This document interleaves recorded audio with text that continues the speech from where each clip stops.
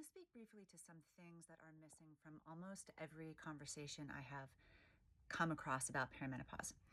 As many of you may be aware, perimenopause is having a real moment.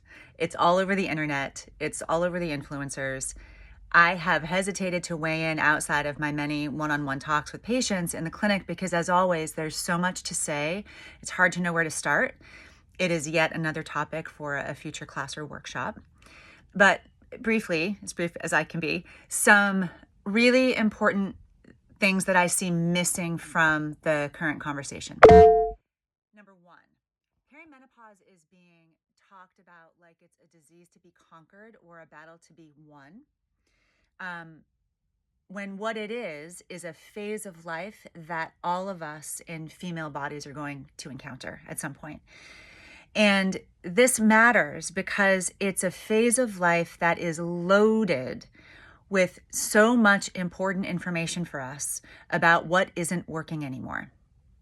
When/as we enter this phase, we have used up the reserves of youth that have heartily buffered our systems, often for decades, against all manner of diet, lifestyle, stress, indiscretion, assault, on every level, physically, mentally, emotionally, and spiritually. Some of these self-inflicted, some of them societally inflicted, some conscious, much of it unconscious. We don't actually know the toll these things are taking on us in real time. We're not taught this. Our culture doesn't understand health from this perspective. So can we remember in this phase that our bodies are always on our side? They're doing the best they can with the resources they have on hand. Nothing good comes from setting up any aspect of our body, mind, or spirit as an adversary, especially not as we move through this kind of portal, which is what perimenopause is. It's a portal. It's an initiation. I'll do a part 2 on that. Number 2, perimenopause is being talked about as if certain aspects of it are simply inevitable and that it will inevitably be terrible in a multitude of terrible ways. The truth is that very little about perimenopause is actually inevitable, other than the fact that our hormones are going to shift and change, and eventually we are going to stop menstruating. It is absolutely possible to cruise through perimenopause and into menopause with relative ease, even as all of those shifts are happening behind the scenes. That said, many of us these days do not have not had, are not having an easeful experience in this perimenopausal window. But it's not just the luck of the draw here. There are many, many reasons why this is the case.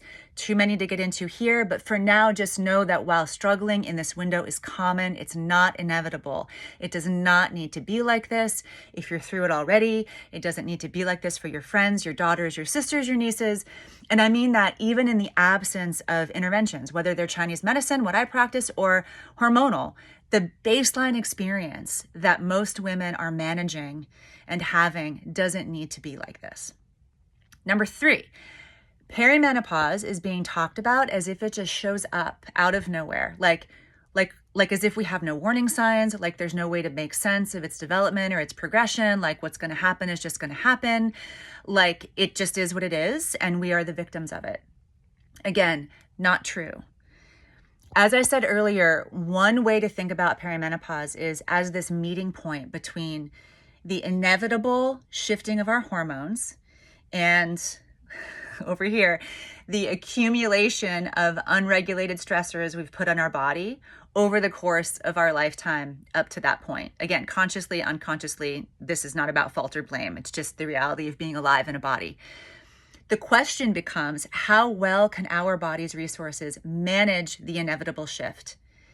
And beyond that, to what degree is the ongoing depletion of our body's resources actually contributing to that hormonal decline, perhaps even prematurely?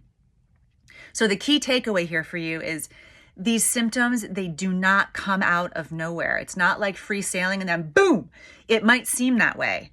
But we're getting messages all the time about the status of our body and our hormones, the things it needs more of, the things it needs less of. The problem tends to be that we find the messages quite inconvenient. I can raise my own hand so high on this one. These messages may require us to make changes that we don't want to make, changes we feel we're unable to make, changes around anything and everything: jobs, relationships, rest, sleep, food, drink, movement, money, like all of the things of life. And these messengers look like all of the nagging symptoms, especially menstrual, mood, digestive, sleep kind of stuff. But all of these symptoms that aren't life-threatening, but tell us that something's off. And unfortunately, all of the kinds of symptoms for which Western mainstream medicine has very little to offer. Embarrassingly little to offer. They do great in lots of ways. This is not one of them. Chinese medicine shines here. This means all manner of insomnia, PMS, PMDD, heavy bleeding, light bleeding, cramping, like constant stress, constant anxiety, gut stuff, constipation, diarrhea, IBS, gas, bloating, all that stuff. If we don't turn to face these small things in real time, deal with them, regulate them, listen to the messages they're trying to send us, they tend to get much uglier during that perimenopausal window when we don't have the resources to buffer anymore. They are the precursors to a lot of the suffering that gets so much worse during this window.